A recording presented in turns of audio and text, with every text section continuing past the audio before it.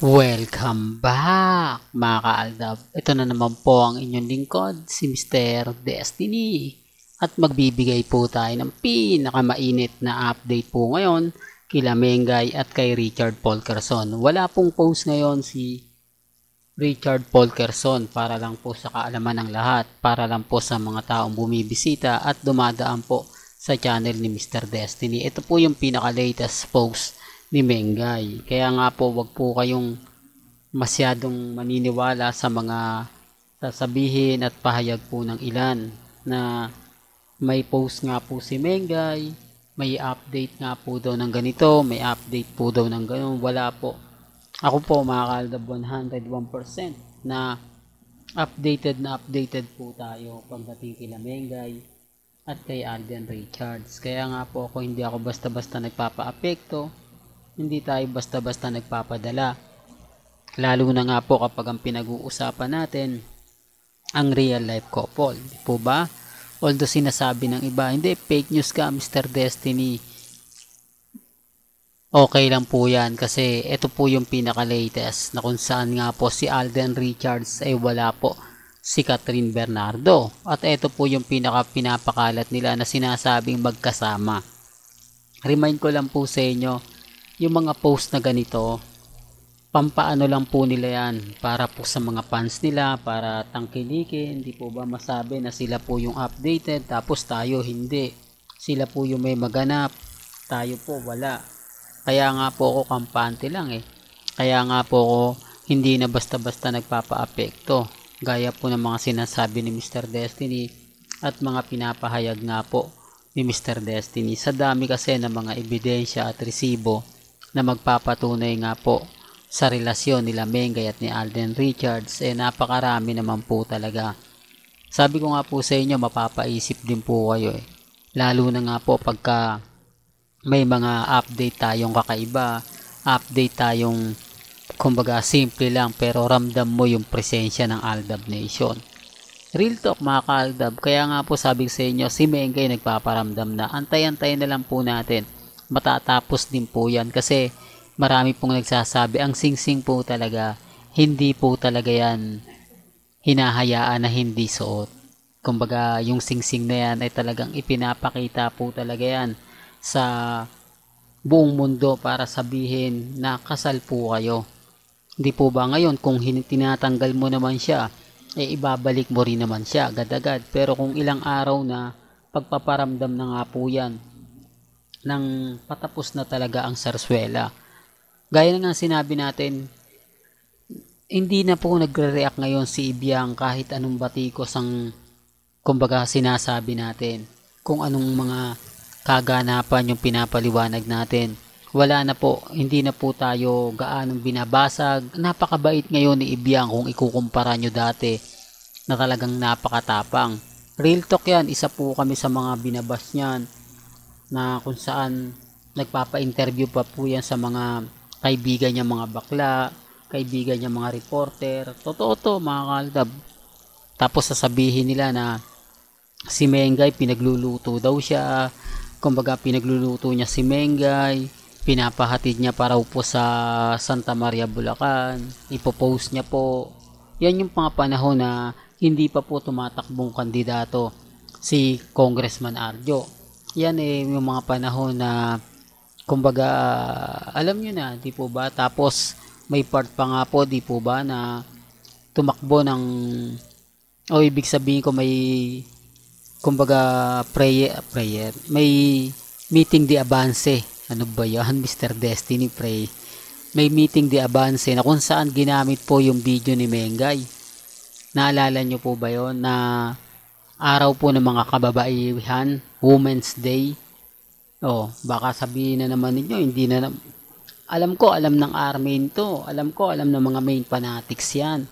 Depende na lang po kung sasabihin nila hindi totoo na naman ang sinasabi ni Mr. Destiny. Hindi totoo ang mga pinapaliwanag ni Mr. Destiny. Sa ngayon mga kaaldab, usong-uso yung sampahan ng kaso laban po sa mga libel. Laban po sa mga YouTube creator na naglalabas ng mga fake news. Hindi po ba? Kaya nga po yung iba puro pananakot lang po ang binabato kay Mr. Destiny. Pero paano po matitinag? Paano po kami kumbaga manghihina kung mayroon kaming ebidensya at resibo? Oo, yung iba natatakot. Yung iba na kumbaga may consequence to, baka pagka in-update natin to sampahan tayo tapos hindi natin alam. Kasi yung iba po sinasabi nila na pinoprotektahan lang nila yung channel nila. Hindi po, wala po silang alam kaya takot po sila. Ginagamit lang po nila sila Mengay, si Alden kapag ka nagte-trending at nagba-viral, pero hindi po sila totoong Aldab Nation kasi takot po sila magbigay pahayag na mga kaganapan. Hindi po katulad natin literal, di po ba, na Mrs. Polkerson talaga ang tawag natin. Kaya nga sabi ko sa inyo, pagka natapos po o dumating yung point mga kaaldab na siguro si Congressman Arjo na magsasalita, si Congressman Arjo na yung magpapatunay kung ano nga po ba talaga yung totoong kumbaga relasyon. Kasi ito may mga update po kasi si MJ Marpori na talagang bitin. Kung matatandaan nyo yung interview, huling interview ni MJ Marpori sa Inasal Republic sa may Banawe ni Congressman Arjo na dumating daw po dun si Mengay. Matatandaan nyo yun? Pero hindi po na-interview si Mengay. Ang na-interview lang po ni MJ Marpori si Congressman Arjo. At doon po nilinaw nga po ni Congressman Arjo na wala pa po silang plano ni Mengay magkaroon ng anak. Ito lang po yun, 2023. Baka sabihin nyo, hindi, bago lang yan. Hindi po, ito lang 2023. Kaya nga sabi ko sa inyo, imposible po na kumbaga si Laria at si Sanjo gusto na magkaanak. Bakit? Di po ba? Siyempre kapag nag-asawa nga po kayo, yun talaga yung pinaka-priority. Kaya nga si Ma Salvador, di po ba, nagpakasal kasi gusto nyo niyang magkaroon ng anak. Kaya nga po pagkatapos ng kasal, meron na agad na buo Pero hindi pa naman agad-agad na buo.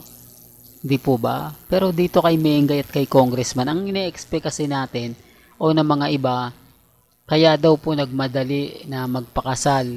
Real talk to mga kaaldaba. Kaya daw po nagmadali magpakasal si Mengay at si Congressman Arjo dahil buntis daw po si Maine. Dahil lalaki na nga po raw ang tiyan nito, kailangan kumbaga magpakasal na. Parang yung kapatid ni Mengay na si Colleen na kumbaga buntis na nung magpakasal. Kaya ayaw sigurong lumaki yung tiyan.